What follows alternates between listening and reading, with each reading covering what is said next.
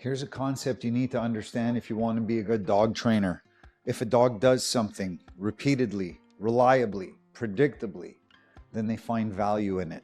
So I'm teaching Molly that there's value in being on her place. But let's look at behaviors you don't want from your dog, and what people typically say is the dog is stubborn. So the dog jumps up on the person. Take your average friendly social dog. Jumps up, person shoves the dog off. Or they tell the dog to get off. Or they do whatever it is they do. It doesn't even matter so much what it is you're doing. The point simply is that the jumping persists. What does the person say? He's stubborn. He's a bulldog. He's a Rottweiler. It's a rescue, COVID, lunar eclipse, whatever it is. They put and assign meaning to the wrong things, while not recognizing that the behavior is persisting simply because the dog is being rewarded for it. When I say this to the owner, they argue with me very often. I'm not rewarding the dog, I'm telling him to stop. I understand on a human level you're saying stop, but there's something in what you're doing or the totality of what's going on where the dog is perceiving a reward. If something is more worthwhile than not, if there's more gain than not, then the dog says, I'm in. I'll give you a human example. I'm a cyclist. You want some petting? I'm a cyclist and I've been riding now for 10, 11 years and I ride a lot. A couple of years ago, I was on a long ride and I was hit by a truck. Fluke accident.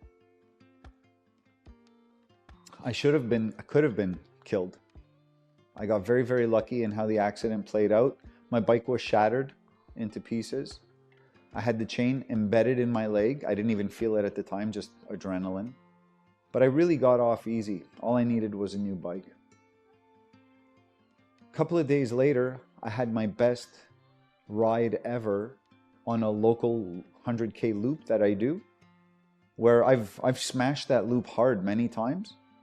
And this particular time, I just smashed it even harder. And it was raining pretty hard that day, which normally I won't go out and ride in the rain. I think I was just high and happy to be alive. So someone might look at that and say I'm crazy, and maybe I am.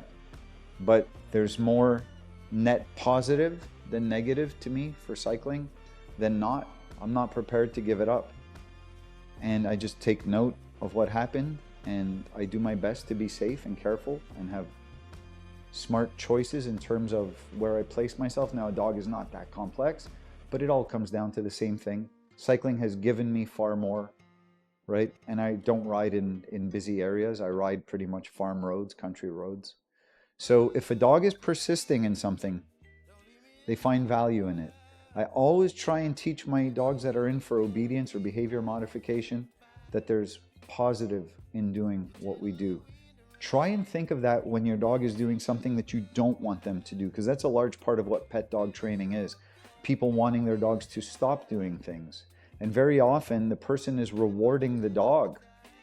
Okay, if I pet her now, every time she does this, I'm training her to be pushier and needier.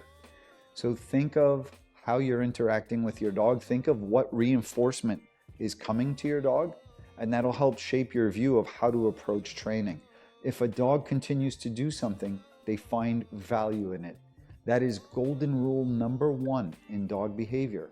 No dog will voluntarily put themselves in a situation over and over and over. No dog will engage in something over and over and over unless there is some payment, some joy, some value.